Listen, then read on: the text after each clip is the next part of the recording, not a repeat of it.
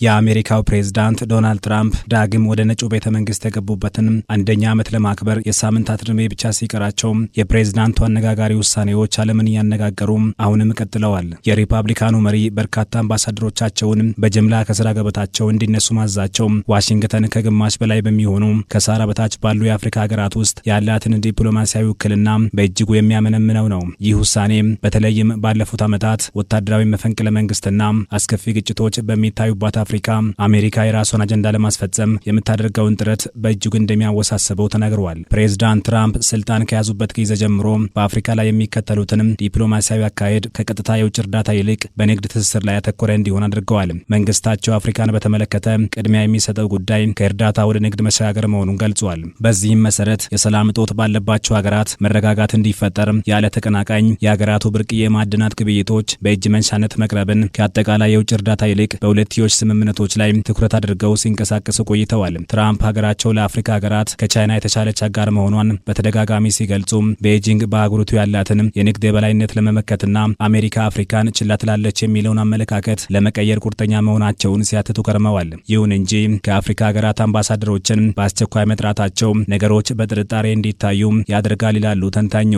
በአፍሪካ የሚገኙ የአሜሪካ ኤምባሲዎችና በዋሽንግተን የሚገኘው የውጭ ጉዳይ መስሪያ ቤት የአፍሪካ ጉዳዮች ቢሮ ለዓመታት በሰው ኃይል እጥረት ሲቸገሩ መቆየታቸው ይታወቃል። ታዲያ ትራምፕ ተጨማሪ 13 የሚሆኑ ዋነኛ የተልዕኮ አስፈጻሚ ማዕረግ ያላቸውን ኃላፊዎች እንዲነሱ ማድረጋቸው በአፍሪካ ያለውን ከፍተኛ ዲፕሎማሲያዊ ክፍተት ወደ 30 ሀገራት ከፍ አድርጎታል። የቀድሞ ዲፕሎማቶችና ባለሙያዎች እንደሚናገሩት ይህ ቁጥር በአሜሪካ ዲፕሎማሲያዊ ስራ ላይ ከፍተኛ ተጽዕኖ ይኖረዋል። የውጭ ጉዳይ መስሪያ ቤቱ የተነሱትን አምባሳደሮች መቼና እንዴት እንደሚተካ እስካሁን ግልጽ ምላሽ አልሰጠም። በአሜሪካ የውጭ ጉዳይ መስሪያ ቤት በአፍሪካ ጉዳዮች ቢሮ ለዓመታት የሰሩት የቀድሞው የዋሽንግተን ባለስልጣን ካሜሩን ሁድሰን ይህ የአምባሳደሮች ጥሪ የትራምፕን የግል ዲፕሎማሲ ዘይቤ ያንጸባርቃል ብለዋል።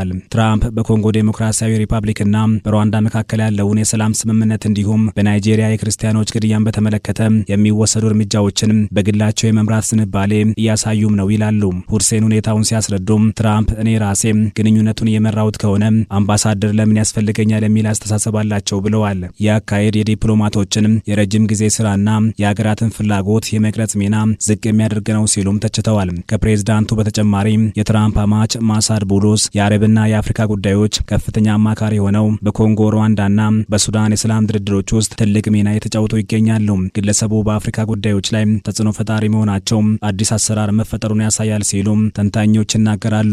በርካቶችም እርምጃውን መደበኛ ያልሆነ ዲፕሎማሲ ያሉት ቢሆንም ማሳድ ቡሎስ በሊባኖስ ተወልደው በናይጄሪያ ያደጉ ቢሊዮነር በመሆናቸው የአፍሪካን ነባራዊ ሁኔታ በሚገባ ያውቃሉ። ትራምፕ የአፍሪካን ጉዳይ በመደበኛው የውጭ ጉዳይ መስሪያ ቤት መዋቅር ከመምራት ይልቅ እንደ ቡሎስ ባሉ ታማኝና በግል በሚቀርቧቸው ሰዎች መምራትን ይመርጣሉ። ይህ አካሄድ ፈጣን ውሳኔዎችን ለማሳለፍ የሚያግዛቸው ቢሆንም በርካታ የቀድሞ ዲፕሎማቶች ተቋማዊ ታሪክንና የባለሙያዎችን ምክር ወደ ጎን ሊገፋ ይችላል የሚል ስጋት አላቸው። የቀድሞ ፕሬዝዳንት ጆ ባይደን ለአፍሪካ ከፍተኛ ትኩረት እንደሚሰጡ ቃል ገብተው የነበረ ቢሆንም በእርሳቸው ዘመንም አሜሪካ በአፍሪካ ያላት ተጽዕኖ ቀንሶ መታየቱ ይነገራል። ለአብነትም በአስተዳደራቸው አሜሪካ በሳህል ቀጠና የሚገኘውን ወታደራዊ ስፍራዋን ያጣች ሲሆን ቻይና ለብሔራዊ ደህንነት ወሳኝ በሚባሉ ማዕድናት ላይ ያላትን የንግድ የበላይነት ለመስበር ዋሽንግተን ያደረገችው ጥረትም አነስተኛ ነበር።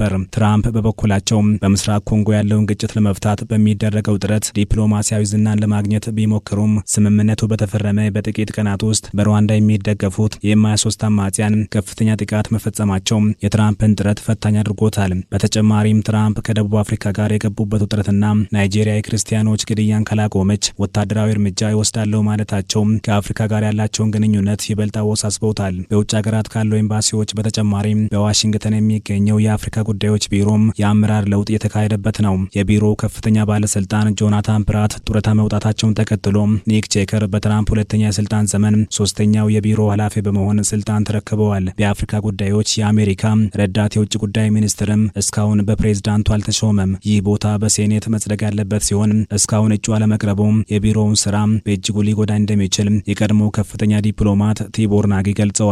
ናጊ እንዳሉት ቼከር ብቁና ችሎታ ያላቸው ቢሆኑም በሴኔት የተጸደቀ ረዳት ሚኒስትር አለመኖሩ የአፍሪካን ፖሊሲ ለማስፈጸም እንቅፋት ይሆናል። የአሜሪካ የውጭ ጉዳይ ሚኒስትር ቃል አቀባይ ቶሚ ፒጎት ትራምፕ በአፍሪካ ታሪካዊ የጤናና የሰላም ስምምነቶችን እንደሚያደርጉ ቢገልጹም በዲፕሎማሲያዊ መዋቅር ውስጥ የታየው ክፍተት ግን አሳሳቢ አሳሳቢ ሆኖ ቀጥሏል። በአሁኑ ወቅት አሜሪካ በአፍሪካ ያላትን ተጽዕኖ ለማስቀጠል የምታደርገው ጥረት በአንድ በኩል በፕሬዝዳንቱ የግል ቁርጠኝነት፣ በሌላ በኩል ደግሞ በተቋማዊ አምባሳደሮች እጥረት መካከል ተንጠልጥሎ ይገኛል። አምባሳደር በሌለበት ሁኔታ ኤምባሲዎችን የሚመሩት ጊዜያዊ መልእክተኞች በዲፕሎማሲው ረገድ ብቁ ቢሆኑም ክፍተቶች መፈጠራቸው አይቀርም ሲሉ ተንታኞች ያስረዳሉ። በርካታ የአፍሪካ ሀገራት መሪዎችና ከፍተኛ ሚኒስትሮች ከጊዜያዊ ተወካይ ጋር መነጋገርን በፕሬዝዳንቱ በይፋ ከተሾመ አምባሳደር እኩል ትልቅ ስፍራ አይሰጡትም።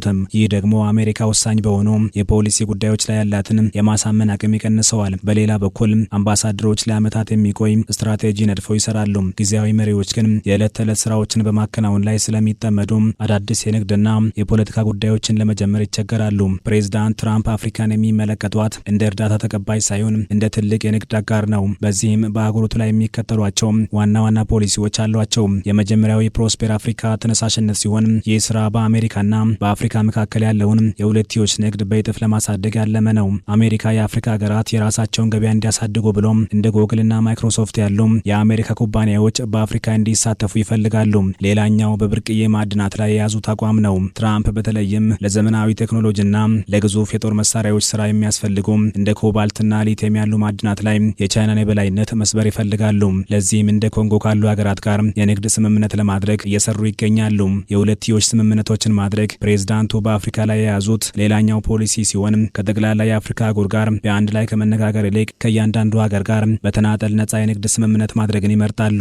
ይህ በእንዲህ እንዳለ አሜሪካ የዲፕሎማሲ ወንበሮቿን ባዶ እያደረገች ባለችበት ወቅት ሌሎች ሀገራት ይህንን ክፍተት ሊጠቀሙበት ይችላሉ የተባለ ሲሆን ቤጂንግና ሞስኮ ደግሞ ሁኔታውን በቅርበት የሚከታተሉት ናቸው። ቻይና በሁሉም የአፍሪካ ሀገራት አምባሳደሮች ያሏት ሲሆን ንግድ ላይ እናተኩራለን ቢሉም የትራምፕ በትክክለኛ ዲፕሎማሲ ያልተደገፈ የንግድ እንቅስቃሴ በቻይና ግዙፍ የመሰረተ ልማት ኢንቨስትመንት መሸነፉ አይቀሬ ይመስላል።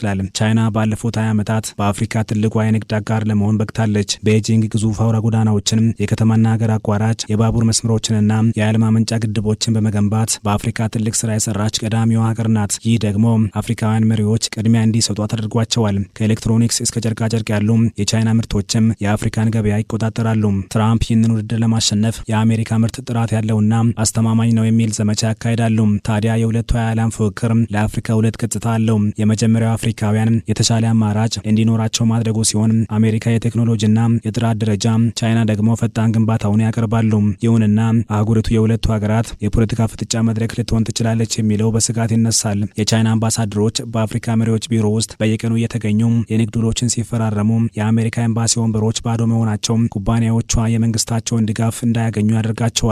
ከመሰረተ ልማትና ከንግድ ይልቅ በወታደራዊ ክንድ ትከሻ ለትከሻ መለካካት የሚቀናት የምትመስለው ሩሲያ በተለይ በሳሄል ቀጠና እንደ ኒጀርና ማሊ ባሉ ሀገራት አሜሪካ ወታደራዊ ህልውናዋን ስታጣ በቀድሞው ዋግነር በአሁኑ አፍሪካን ኮርፕስ የቅጥረኛ ወታደሮች ቡድን ቦታውን እየያዘች ነው። የአሜሪካ አምባሳደሮች አለመኖር እነዚህን ሁኔታዎች ለመከታተልና ዲፕሎማሲያዊ መፍትሄ ለመፈለግ አስቸጋሪ ያደርገዋል።